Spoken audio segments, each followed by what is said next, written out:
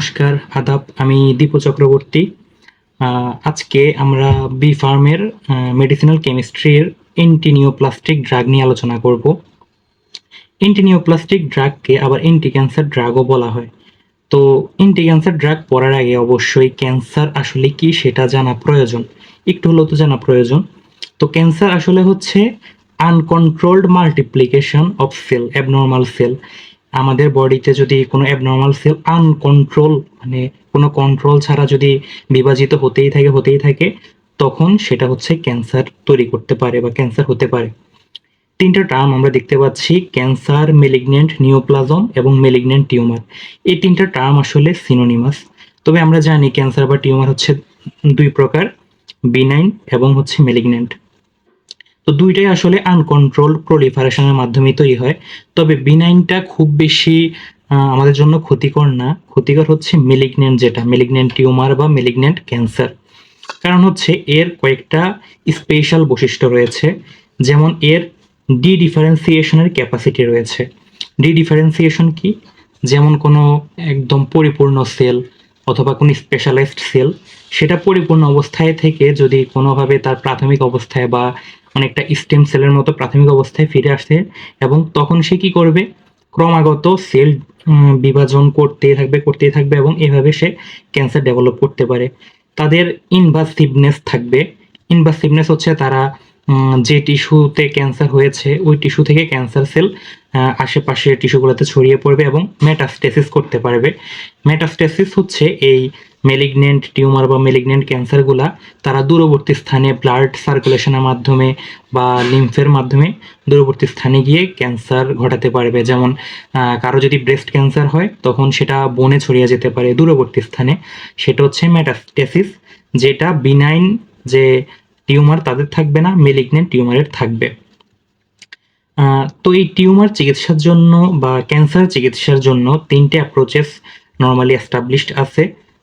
প্রথমটা surgical excision, অর্থাৎ সার্জারির মাধ্যমে সার্জারি করে টিউমার কেটে ফেলা হয়, বা পরবর্তীতে দেখা যায় যে ওইখান থেকে আবার নতুন করে টিউমারটা আবার ডেভেলপড হচ্ছে। এর একটা সমস্যা। রেডিওথেরাপি, রেডিয়েশন দিয়ে থেরাপি দেওয়া হয়, মানে রেডিয়েশন দিয়ে ক্যান্সার সেলগুলোকে একদম জ্বালিয়ে পুড়িয়ে দেওয়া হয়। তবে সমস্যা হচ্ছে আশেপাশে কিছু সেলও এর ক্ষেত্রে পড়ে যেতে পারে বা আচ্ছা। আর কেমোথেরাপি হচ্ছে যদি কেমিক্যাল বা ড্রাগ দিয়ে হচ্ছে চিকিৎসা করা হয়, যেমন এখানে আমরা দেখতে পাচ্ছি এটা হচ্ছে রেডিওথেরাপি, রেডিয়েশন দেওয়া হচ্ছে। আর এটা হচ্ছে কেমোথেরাপি, যেখানে কেমিক্যাল বা ড্রাগ তার বডিতে দেওয়া হচ্ছে। এভাবে ক্যান্সারের চিকিৎসা করা যেতে পারে। দেন টপিকটা হচ্ছে প্যাথোজেনেসিস অফ ক্যান্সার। ক্যান্সার কিছু ক্যারেক্টারিস্টিক্স রয়েছে যেটা দ্বারা নর্মাল সেল থেকে তাদেরকে আলাদা করা যায়। যেমন আনকন্ট্রোলড প্রলিফারেশন, অর্থাৎ কোনো কন্ট্রোল ছাড়া তারা সংখ্যা বৃদ্ধি করতেই থাকবে ক্যান্সার সেলগুলো। ডি ডিফারেন্সিয়েশন, যেটা বললাম, ইনভাসিভনেস এবং মেটাস্টেসিস। এখন এই ক্যান্সার সেলগুলো আসলে জেনেসিস কিভাবে হয়, কিভাবে সৃষ্টি হয়? তো সৃষ্টি হয় অবশ্যই এখানে ডিএনএতে, কোষে যে ডিএনএ থাকে ডিএনএতে মিউটেশন হবে। মিউটেশন হলো ডিএনএতে যে নাইট্রোজেন বেসগুলো রয়েছে সেই নাইট্রোজেন বেসের মধ্যে কোনো চেঞ্জ। যেমন এডিনিন এর জায়গায় হচ্ছে গুয়ানিন বসে গেল, এটা হচ্ছে পয়েন্ট মিউটেশন। এই ধরনের মিউটেশনের কারণে ক্যান্সার ডেভেলপ করতে পারে। এখানে আমরা দুইটা ক্যাটাগরি, জেনেটিক চেঞ্জগুলোকে দুইটা ক্যাটাগরিতে দেখাতে পারি। প্রথমটা হচ্ছে দ্য অ্যাক্টিভেশন অফ প্রোটো-অনকোজিনস টু অনকোজিনস। আমাদের বডিতে প্রোটো-অনকোজিনস থাকে, তবে কোনো কারণে যদি এই প্রোটো-অনকোজিনসগুলো অনকোজিনসে রূপান্তরিত হয় তখন হচ্ছে ক্যান্সার হতে পারে। সেই কারণগুলো কি? যদি হচ্ছে ভাইরাসের কারণে বা কোনো কার্সিনোজেন এসবের কারণে, যেমন টেস্টিং সল্ট, কার্সিনোজেন, এসবের কারণে প্রোটো-অনকোজিনস থেকে অনকোজিনস হতে পারে। তো এক্ষেত্রে সমস্যা কি? সমস্যা হচ্ছে প্রোটো-অনকোজিনস সেল ডিভিশন কন্ট্রোল করে। অ্যাপোপ্টোসিস, অর্থাৎ কোনো অ্যাবনর্মাল সেল সেটা মরে যাওয়া বা প্রোগ্রাম যে সেল ডেথ, অ্যাপোপ্টোসিস, সেটাকে হচ্ছে ইনিশিয়েট করে বা ডিফারেন্সিয়েশনে ভূমিকা রাখে। অর্থাৎ একটা সেল সে হচ্ছে পরিপূর্ণ হবে বা স্পেশালাইজ সেল হবে। এই জিনিসগুলা কন্ট্রোল করে হচ্ছে প্রোটো-অনকোজিনস। কিন্তু যদি প্রোটো-অনকোজিনস অনকোজিনসে রূপান্তরিত হয়ে যায় তখন এই যে সেল ডিভিশন কন্ট্রোল হবে না, অ্যাপোপ্টোসিস ঠিকমতো হবে না, ডিডিফারেন্সিয়েশন হবে, এই সমস্যাগুলো হবে। দ্বিতীয় পয়েন্ট হচ্ছে the inactivation of tumour suppressor জিন। টিউমার সাপ্রেসর জিন এটা যে কাজ করে সেটা হচ্ছে আমাদের সেলের গ্রোথকে রেগুলেট করে, আনকন্ট্রোলড সেল ডিভিশনকে প্রিভেন্ট করে, তারপর যে সেল সাইকেল রয়েছে সেটা কন্ট্রোল করে, ডিএনএ যদি কোনো রকম ড্যামেজ হয় বা মিউটেশন হয় সেটা রিপেয়ার করে, অ্যাপোপ্টোসিসকে প্রমোট করে অর্থাৎ প্রোগ্রাম সেল ডেথ করে। তো অবশ্যই যদি টিউমার সাপ্রেসর জিনটা ইনঅ্যাক্টিভ হয়ে যায় তাহলে সেখানে ক্যান্সার হওয়ার ঝুঁকি থাকবে বা ক্যান্সার হবে। আমরা একটা উদাহরণ দিয়ে ব্যাপারটা একটু দেখি। যেমন একটা ওয়েল নোন টিউমার সাপ্রেসর জিন হচ্ছে TP53। এখন এই TP53 থেকে P53 প্রোটিন তৈরি হয়। আমরা জানি যে একটা জিন থেকে ট্রান্সলেশনের মাধ্যমে প্রোটিন তৈরি হয়, সেভাবে T53 থেকে P53 প্রোটিনটা তৈরি হবে, যেটা সেল সাইকেলকে রেগুলেশন করে। সেল সাইকেল কি করবে, যে কোনো সেলের ডিএনএতে যদি কোনো ড্যামেজ থাকে বা মিউটেশন থাকে তাহলে তাকে রেপ্লিকেশন হতে দিবে না বা সেল ডিভিশন হতে দিবে না। তারপর এই যে ডিএনএ মিউটেশন রোধ করবে। তো কিন্তু যদি এই TP53 জিনটায় মিউটেশন হয় তখন হচ্ছে সেখানে এর কারণে বিভিন্ন ধরনের ক্যান্সার হতে পারে। দেন আমরা কয়েকটা পয়েন্ট নিয়ে জানবো, যেমন আনকন্ট্রোল প্রলিফারেশন। এই যে প্রোটো-অনকোজিনস থেকে অনকোজিনস হবে, তাহলে কি হবে যে সেল ডিভিশনের যে কন্ট্রোল সিস্টেম সেটা থাকবে না, ক্রমাগত সেল ডিভিশন হতেই থাকবে, এবং এই আনকন্ট্রোলড সেল ডিভিশন বা আনকন্ট্রোল প্রলিফারেশনই আসলে ক্যান্সার।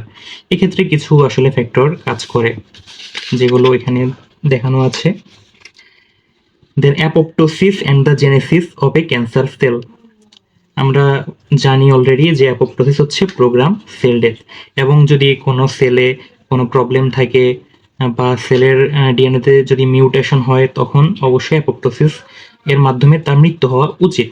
কিন্তু যদি ইনঅ্যাক্টিভেশন অফ প্রো অ্যাপোপ্টোটিক ফ্যাক্টর বা অ্যাক্টিভেশন অফ অ্যান্টি অ্যাপোপ্টিক ফ্যাক্টর, তাহলে হচ্ছে এই নিয়ন্ত্রণটা থাকে না। কারণ কি, প্রো অ্যাপোপ্টোটিক ফ্যাক্টর কি করবে, অ্যাপোপ্টোসিসকে ইনিশিয়েট করবে, যার কারণে ওই অ্যাবনর্মাল সেলটা মারা যাবে। কিন্তু সেটা ইনঅ্যাক্টিভেশন হয়ে গেলে তখন হচ্ছে সেখানে ক্যান্সার তৈরি হতে পারে। বা অ্যান্টি অ্যাপোপ্টিক ফ্যাক্টর সে কি করবে, অ্যাপোপ্টোসিস হতে দিবে না, যার কারণে যে সেলগুলোতে প্রবলেম রয়েছে বা মিউটেশন রয়েছে যে জিনগুলোতে, জিনযুক্ত কোষগুলোতে, সেগুলো এই জিনটার অ্যাক্টিভেশনের কারণে সার্ভাইভ করবে, যার কারণে এই প্রবলেমগুলো হতে পারে। আর যে টিউমারগুলো 1 থেকে 2 মিলিমিটার, তারা আসলে ডিফিউশনের মাধ্যমে নিউট্রিয়েন্টস নিতে পারে। কিন্তু যদি এই টিউমারটা আস্তে আস্তে আরো বড় হতে থাকে তবে তখন ওই টিউমারটা পুষ্টি গ্রহণের জন্য কি তৈরি করে, তারা ব্লাড ভেসেল তৈরি করে, যে প্রক্রিয়াটাকে বলা হয় অ্যানজিওজেনেসিস। এবং এই ব্লাড ভেসেল তৈরি করার জন্য টিউমার নিজেই আসলে কাজ করে। কিভাবে, তারা একটা গ্রোথ ফ্যাক্টর রিলিজ করে, এই গ্রোথ ফ্যাক্টরের কারণেই সেখানে অ্যানজিওজেনেসিস হয় বা নতুন ব্লাড ভেসেল তৈরি হয়। Differentiation and loss of function. আমরা জানি ডিফারেন্সিয়েশন হচ্ছে কি, কোনো স্পেশালাইজড বা পরিণত সেল তার প্রাথমিক অবস্থায় ফিরে যায় এবং তখন সে কি করতে পারে, আনকন্ট্রোলি বা র্যাপিডলি এবং অ্যাগ্রেসিভলি সেল কি বলে বিভাজন করতেই থাকে। ইনভাসিভনেস হচ্ছে যখন কোনো টিস্যুতে আসলে ক্যান্সার হয় তখন হচ্ছে সেই ক্যান্সার সেলগুলো এক ধরনের কি তৈরি করবে, মেটালো প্রোটিনেসেস এনজাইম তৈরি করবে, যেটা কি করবে, এক্সট্রা সেলুলার ম্যাট্রিক্সগুলোকে ভেঙে দিবে, যার কারণে আশেপাশের যে টিস্যুগুলো রয়েছে সেখানে ক্যান্সার ছড়িয়ে যেতে পারে। সেটাই হচ্ছে ইনভাসিভনেস। কিন্তু মেটাস্টেসিস এই ব্যাপারটা আরেকটু বড় পরিসরে হয়। সেখানে কি হয়, ক্যান্সার সেলগুলো আশেপাশে না বরং দূরবর্তী জায়গায় ব্লাডের মাধ্যমে বা লিম্ফেটিক্সের মাধ্যমে ছড়িয়ে যায়। যেমন যেটা বললাম, স্তন ক্যান্সার হলে সেই ক্যান্সার সেল বনে ছড়িয়ে যেতে পারে, সেটা মেটাস্টেসিস। এবং এইভাবে সেকেন্ডারি টিউমার ডেভেলপ করতে পারে। আচ্ছা, এই পুরা ব্যাপারটাকে ইজি হওয়ার জন্য আমরা একটা ফ্লো চার্টের মাধ্যমে দেখি। কেমিক্যালের কারণে, যেমন কার্সিনোজেনের কারণে বা ভাইরাসের কারণে বা রেডিয়েশনের কারণে কি হতে পারে, মিউটেশন হতে পারে জিনের মধ্যে বা ইনহেরিটেড মিউটেশন হতে পারে। এক্ষেত্রে কি হবে, জিনটা যে এক্সপ্রেশনটা সেটা অল্টার্ড হবে, মানে প্রোটো অনকোজিন্স থেকে অনকোজিন্স তৈরি হবে, যেটা আমরা জানলাম। প্রোটো অনকোজিন্স হচ্ছে সেল সাইকেলকে কন্ট্রোল করে বা সেলের বিভাজনকে কন্ট্রোল করে, কিন্তু অনকোজিন্স সেটা হতে দেয় না। বা টিউমার সাপ্রেসর জিনটা হচ্ছে ডিক্রিজ করে, এবং আরো বিভিন্ন ফ্যাক্টরের কারণে কি হবে, সেল হচ্ছে প্রলিফারেশন করবে আনকন্ট্রোলি, এবং ডিফারেন্সিয়েশন হবে, অ্যাপোপ্টোসিস হবে না, এবং কি করবে, প্রাইমারি টিউমার ডেভেলপ করবে। এবং এই প্রাইমারি টিউমারের সেখান থেকে মেটালোপ্রোটিনেজেস প্রোডাকশন হবে। এটা ওই যে কি করবে, তার এক্সট্রা সেলুলার ম্যাট্রিক্সগুলোকে নষ্ট করে দিবে, যার কারণে আশেপাশের টিস্যুগুলোতে এই ক্যান্সার সেলগুলো চলে যাবে, যেটাকে বলা হয় ইনভাসিভনেস। এই যে ইনভেশন হবে নিয়ার বাই টিস্যুগুলোতে, এবং পুষ্টি পাওয়ার জন্য ওই টিউমারগুলো আরো বড় হবে, এবং পুষ্টি পাওয়ার জন্য তারা এনজিওজেনেসিস করবে, অর্থাৎ ব্লাড ভেসেল তৈরি করবে, এবং শেষে কি হবে, মেটাস্টেসিস হবে, অর্থাৎ ইনভাশনের পরে যে দূরবর্তী স্থানে তার ক্যান্সার সেলগুলো আস্তে আস্তে ছড়িয়ে যাবে, এবং এটাই হচ্ছে এভাবে সেকেন্ডারি টিউমার বা আরো ক্যান্সার আরো বেশি ছড়িয়ে যাবে। তো এই ক্যান্সার ট্রিটমেন্টের জন্য অনেক ধরনের ড্রাগ রয়েছে, তার মধ্যে কিছু ড্রাগ আমরা এখানে দেখতে পাচ্ছি। প্রথমত সাইটোটক্সিক ড্রাগ। সাইটো মানে কি সেল, আর টক্সিক মানে যেটা সেলের জন্য ক্ষতিকর। সাইটোটক্সিক ড্রাগগুলোর মধ্যে রয়েছে alkylating agent, antimetabolites, plant derivatives, miscellaneous agent. Alkylating এজেন্টগুলো কি করবে, তারা ডিএনএর মধ্যে একটা কোভ্যালেন্ট বন্ড তৈরি করবে, একটা ক্রস লিঙ্কিং তৈরি করবে। এই যেমন এখানে গুয়ানিন, সাইটোসিন, এরিনিন, বা এখানে সি থাকবে, এখানে জি থাকবে, তখন কি করবে, এখানে একটা ক্রস লিঙ্কিং তৈরি করবে, যার কারণে ডিএনএ রেপ্লিকেশন ঠিক মতো হবে না। ডিএনএ রেপ্লিকেশন না হলে সেখানে কোষ বিভাজন হবে না। অ্যান্টিমেটাবোলাইটস, এটা হচ্ছে ডিএনএ সিনথেসিসের জন্য যে মেটাবলিক পাথওয়েটা দরকার সেগুলো বন্ধ করে দেয়, যার কারণে কোষ বিভাজন বন্ধ হয়ে যায়। প্ল্যান্ট ডেরিভেটিভস, এটা যেহেতু প্ল্যান্ট ডেরিভেটিভস, এজন্য এই ড্রাগগুলো সাইড ইফেক্ট তুলনামূলকভাবে কম, এবং এটি কি করবে, মাইটোটিক স্পিন্ডল যেটা সেটা তৈরি হতে দিবে না। যেমন আমরা জানি কোষ বিভাজনের যে মাইটোসিসের যে একটা মাঝামাঝি ধাপ রয়েছে, তো সেই ধাপে যেখানে স্পিন্ডল যন্ত্র তৈরি হয়, সেই স্পিন্ডল তন্তুটাকে তৈরি হতে দেয় না, এবং এই জন্য হচ্ছে এই ক্রোমোজোমগুলো স্পিন্ডল যন্ত্রে যুক্ত হতে পারে না, বা আলটিমেটলি সেল ডিভিশন হয় না। মিসসেলেনিয়াস এজেন্ট, এগুলো স্পেশাল, এবং এদেরকে কোনো নির্দিষ্ট ক্লাসে ফালানো যায় না, এবং তারা হচ্ছে এই টিউমার রিলেটেড টার্গেটসে গিয়ে কাজ করে। তো এখন আমরা প্রথমে অ্যালকাইলেটিং এজেন্ট নিয়ে একটু পড়াশোনা করি। তো অ্যালকাইলেটিং এজেন্ট যেটা করে, যে ডিএনএ স্ট্র্যান্ডগুলোর মধ্যে বিশেষ করে গুয়ানিনের সাথে একটা ক্রস লিঙ্কিং তৈরি করে, যার কারণে রেপ্লিকেশন হয় না, সেল ডিভিশন হয় না। তো এই অ্যালকাইলেটিং এজেন্ট অনেক ধরনের রয়েছে, যেমন নাইট্রোজেন মাস্টার্ড। এদের এখানে কি কি ড্রাগ রয়েছে, ম্যাক্লোরেথামিন, সাইক্লোফসফামাইড, মেলফামান, ক্লোরামবুসিল, ফসফামাইড, এই ড্রাগগুলো। এখন আমরা তো যেমন মেকানিজম অফ অ্যাকশন পড়বো, তো এটার পড়বো, এভাবে পড়বো, কিন্তু কথা হচ্ছে সবগুলো ড্রাগের জন্য কি আলাদাভাবে পড়তে হবে? উত্তর হচ্ছে না, কারণ এই ড্রাগগুলো হচ্ছে কি নাইট্রোজেন মাস্টার্ড এই ক্লাসের অন্তর্ভুক্ত, তাই আমরা যে কোনো একটা পড়লেই বা এটার যদি কমন মেকানিজম অফ অ্যাকশন পড়ি সবগুলা পড়া হয়ে যাবে। তাই যদি পরীক্ষায় এটা আসুক বা এটা আসুক, সেম জাস্ট নামগুলো বসিয়ে দিলেই হয়ে যাবে। নাইট্রোসো ইউরিয়াস, এই নাইট্রোসো ইউরিয়া তারা হচ্ছে ব্লাড ব্রেন ব্যারিয়ার ক্রস করতে পারে, যার কারণে ব্রেন টিউমার ট্রিটমেন্টে এটা ইউজ করা হয়। এক্সাম্পল হিসেবে আছে কার্মাস্টিন, লোমাস্টিন, স্ট্রেপ্টোজোসিন। 3 নম্বরে অ্যালকাইল সালফোনেটস। এখানে হচ্ছে সালফোনেট গ্রুপ থাকবে, এবং হচ্ছে এটা স্পেসিফিক ক্যান্সার যেমন ক্রনিক মায়োলোজেনাস লিউকেমিয়া ট্রিটমেন্টে হেল্প কাজ করে। এক্সাম্পল হচ্ছে বিউসালফান। ট্রায়াজিনস, এই ড্রাগগুলো হচ্ছে প্রোড্রাগ হিসেবে ইউজ করা হয়। প্রোড্রাগ হচ্ছে অ্যাক্টিভ ড্রাগ না, যেটা হচ্ছে আমাদের বডিতে যাওয়ার পর অ্যাক্টিভ ড্রাগ হবে এবং তারপরে কাজ করবে, এবং এরা হচ্ছে কি তৈরি করবে, মিথাইল ডায়াজোনিয়াম আয়ন তৈরি করবে, এবং ডিএনএর সাথে অ্যালকাইলেশন হবে বা অ্যালকাইলেট হবে। এক্সাম্পল হচ্ছে ডাকারবাজিন, টেমোজোলামাইড। দেন 5 নম্বরে ethylenimines. This contain an ethylenimine group and act as alkylating agent. উদাহরণ হিসেবে আছে থায়োটেপা, আলট্রিটামিন। এখন এই অ্যালকাইলেটিং এজেন্টে কিছু অ্যাডভার্স ইফেক্ট রয়েছে, যেমন নসিয়া তৈরি করতে পারে, ভমিটিং করতে পারে, লিউকোপেনিয়া করতে পারে, থ্রোম্বোসাইটোপেনিয়া হতে পারে, বা এনিমিয়া, হেপাটোটক্সিটি, ডিসপেশিয়া, রেনাল ফেইলিউর পর্যন্ত হতে পারে।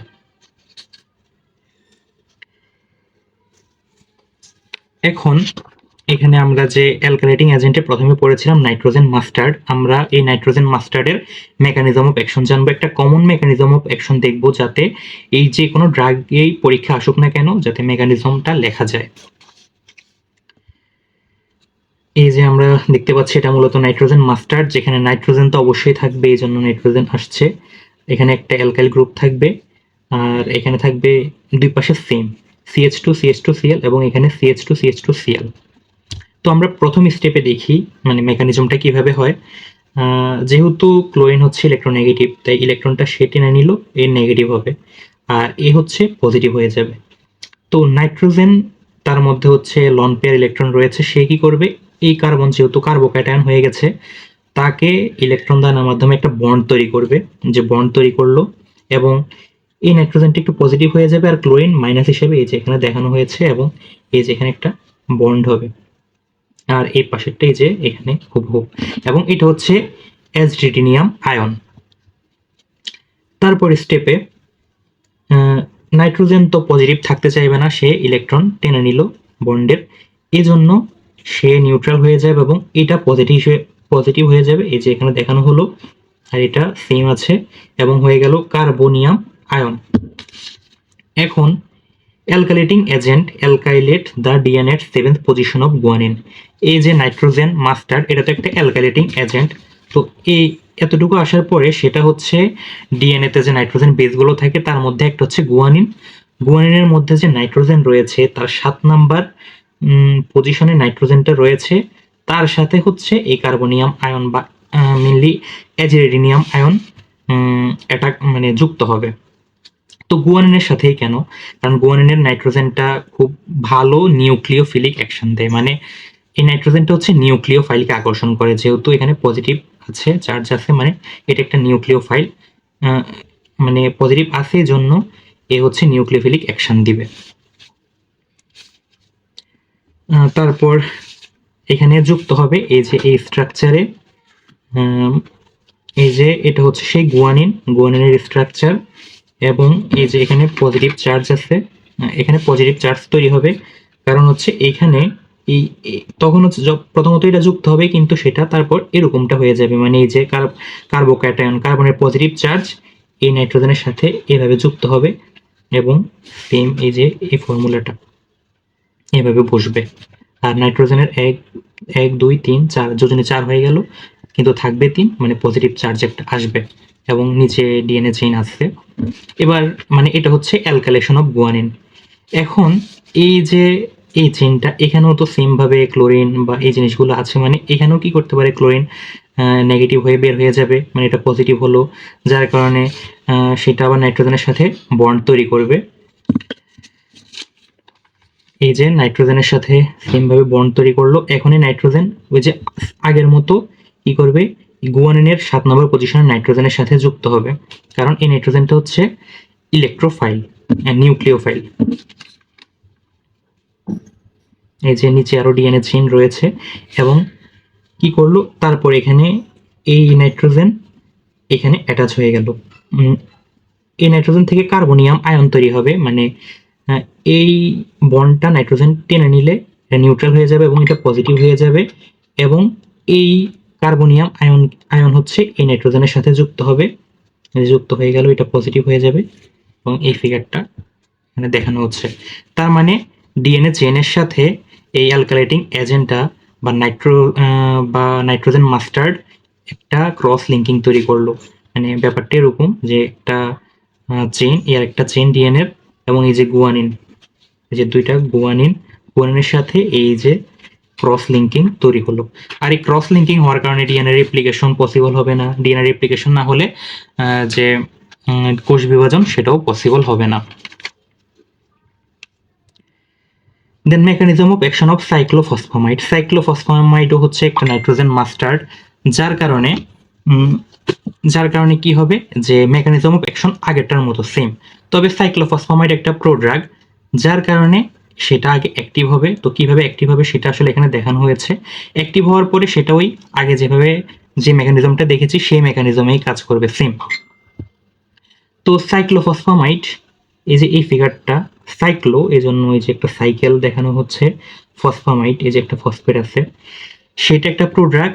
তো সেটা আগে লিভারে যাবে, লিভারে P450 এনজাইম দিয়ে সে অ্যাক্টিভ 4 হাইড্রক্সি ফসফামাইড তৈরি করবে। 4 হাইড্রক্সি, পুরো ফিগারটাই সেম, শুধুমাত্র 4 নাম্বার পজিশনে হাইড্রক্সি গ্রুপ আসবে, মানে OH আসবে।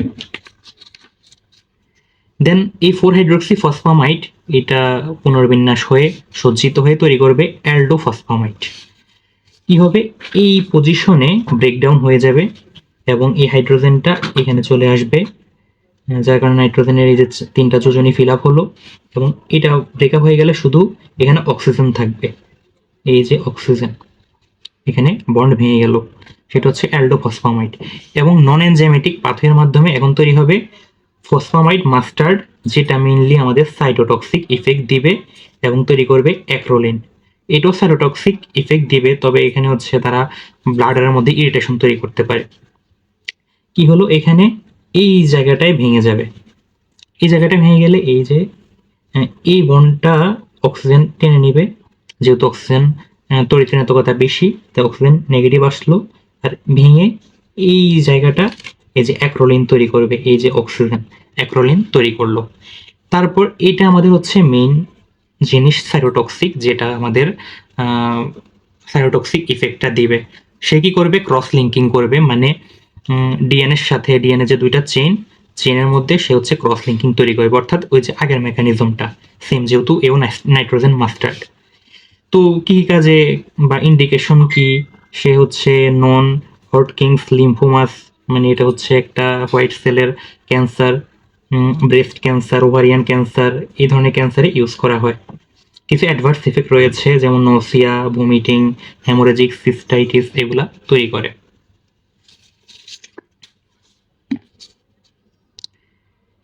এই যে মেকানিজমটা দেখেছি সেটা মূলত এখানে একটু ডিটেলসে নোট করা আছে, ওই জিনিসটা বুঝলে এটা জাস্ট একবার রিডিং পড়লেই পারা পসিবল।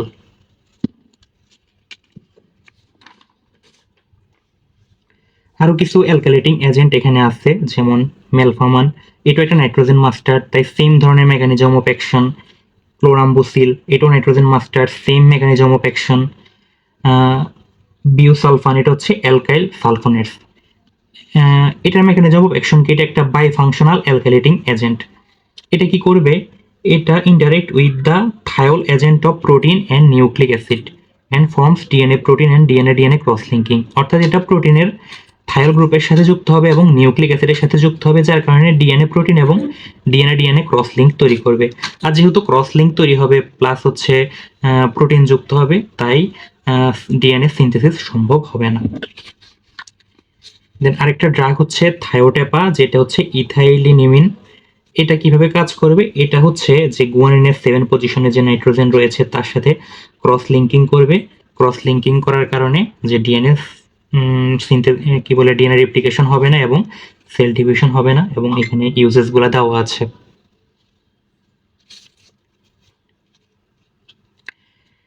দেন অ্যালকাইলেটিং এজেন্ট শেষ, দ্বিতীয় যে ড্রাগটা ছিল, ক্লাসটা ছিল antimetabolites. Metabolites are those important constituents which are responsible for the synthesis of DNA. For example, purine, pyrimidine, folic acid, which are used in the synthesis of DNA.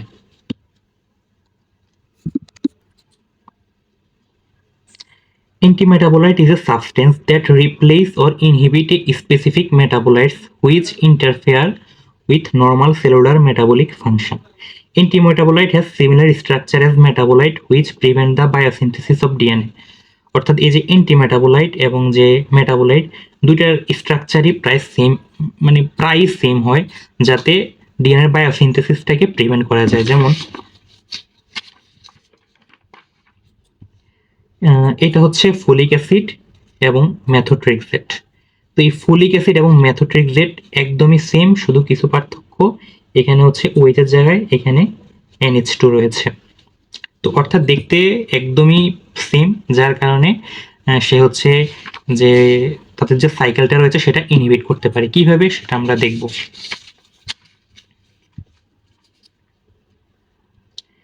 Antimetabolite agent কি কি রয়েছে? Folate antagonist, pyrimidine analogue এবং purine analogue. Folate antagonist যেটা আমরা খুব গুরুত্ব দিয়ে পড়বো সেটা হচ্ছে মেথোট্রেক্সেট। পাইরিমিডিন অ্যানালগ ফ্লোরোইউরাসিল বা হচ্ছে সাইটারাবিন রয়েছে, আমরা ফ্লোরোইউরাসিলটা পড়বো, একটা পড়লে সবগুলো মেকানিজম সেম। পিউরিন অ্যানালগ যেখানে রয়েছে ফ্লুডারাবিন, প্যান্টোস্ট্যাটিন এই ধরনের ড্রাগ, বা স্পেশালি হচ্ছে মার্কেপ্টোপিউরিন যেটা আমরা পড়বো। প্রথমে আসি ফোলেট অ্যান্টাগনিস্ট। ফোলেট অ্যান্টাগনিস্ট হিসেবে আমরা যেটা ইম্পর্টেন্ট দিয়ে পড়বো সেটা হচ্ছে methotrexate. Folate are essential for the synthesis of purine nucleotides. তো এই পিউরিন যে নিউক্লিওটাইডগুলো রয়েছে, আমরা জানি নিউক্লিওটাইড দুই রকম হয়, পিউরিন, পাইরিমিডিন।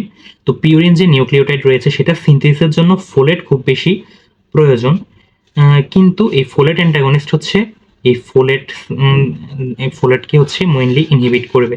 তো কিভাবে করবে সেটা আমরা মেকানিজম অফ অ্যাকশন পড়ব।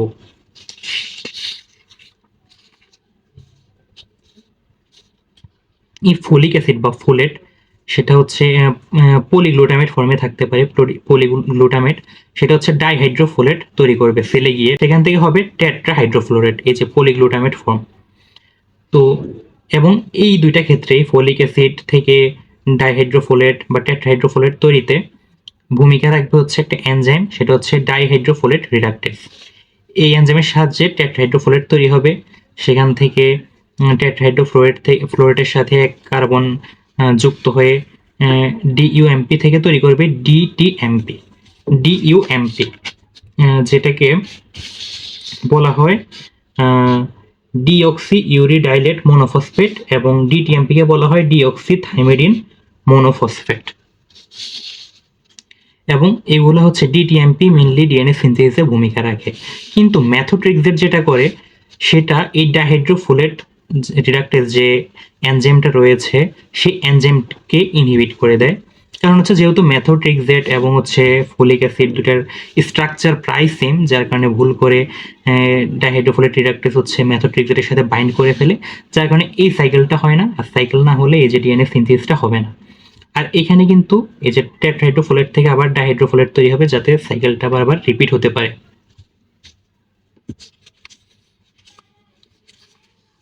আর এখানে যে মেকানিজম অফ অ্যাকশন এখানে ডিটেলসে নোট করে লেখা আছে।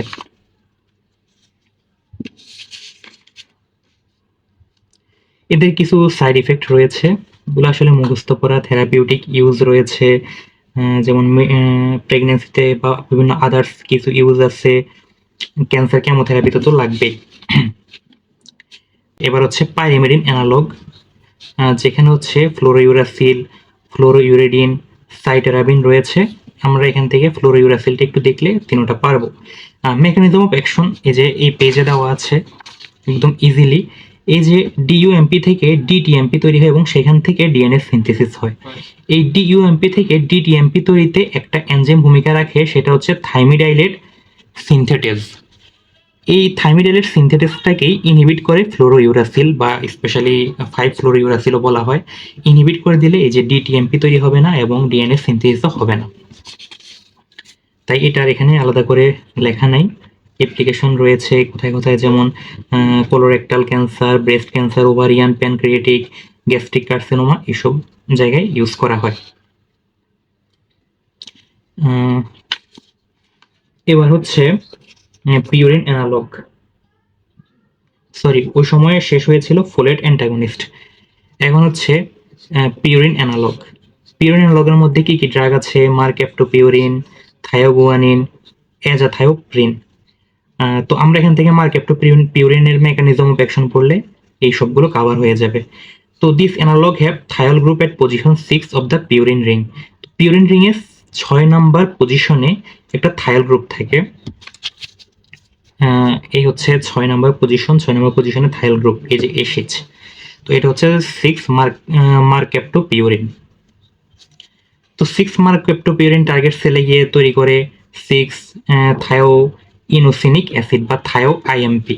এবং এই ক্ষেত্রে এই থায়ো আইএমপি হতে যে এনজাইমটা কাজ করে সেটা হচ্ছে ইজিপিআরটি।